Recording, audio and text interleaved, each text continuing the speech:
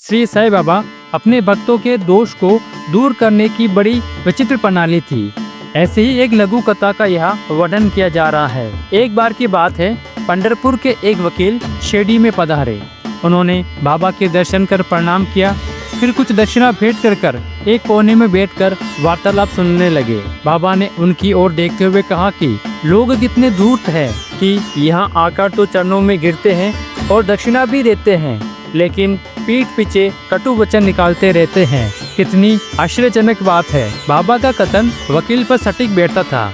मन ही मन उन्होंने बाबा के इस कथन को स्वीकार भी किया था, लेकिन वहाँ उपस्थित अन्य किसी को भी ये बात समझ में नहीं आई। वकील महोदय सिर झुकाए बैठे रहे। बाद में वे वाड़े लौटकर उन्होंने ये बात काका साहब दीक्षित को बताई और बोले कि यह एक तरह से बाबा की मेरे लिए चेतावनी ही थी कि मैं किसी की निंदा न करूं। फिर उन्होंने काका साहब को पूरा वाक्य बताते हुए कहा कि एक बार जब उप न्यायाधीश नूलकर स्वास्थ्य लाभ के लिए शिरडी पधारे, तब उनके विषय में ही बार रूम में चर्चा चल रही थी। उप न्यायाधीश जिस रोग से पीड़ित हैं, वे रोग बिना औषधि लिए क्या श्री साईं बाबा की शरण ग्रहण करने से ठीक हो जाएगा? क्या नूलकर जैसे शिक्षित विद्वान व्यक्ति को ऐसी बातों में रुचि लेना शोभा देता है? उस समय नूलकर वे श्री साईं बाबा का उपहास किया जा रहा था।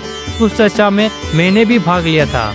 आज समझते श्री साईं बाबा ने मेरे उसी घिनौने आचरण पर प्रकाश डाला है। उस समय का यह उपवास आज मेरे लिए एक प्रकार से उपदेश ही है कि मुझे किसी की न तो निंदा करनी चाहिए, न ही किसी के कार्यों में बाधा डालनी चाहिए। इस घटना से बाबा की दिव्यता, विलक्षण दूरदृष्टि का पता चलता है, क्योंकि शिरडी व पंढरपुर में 300 मील का फासला है।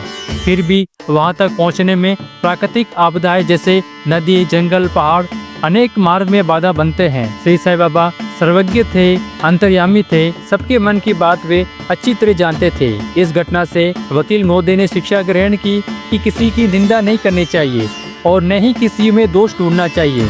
वकील महोदय के लिए ही नहीं, बल्कि हम सभी के लिए बाबा का ये उपदेश था। इस प्रकार श्री साईं बाबा ने वकील महोदय को किसी की निंदा न करने का उपदेश दिया था। श्री साईं बाबा की इसी प्रकार की और भी कथाओं को जानने के चैनल को सब्सक्राइब करें, बेल आइकन पर क्लिक करें, ताकि साईं बाबा की कहानी सबसे पहले आप तक पहुंचती रहे।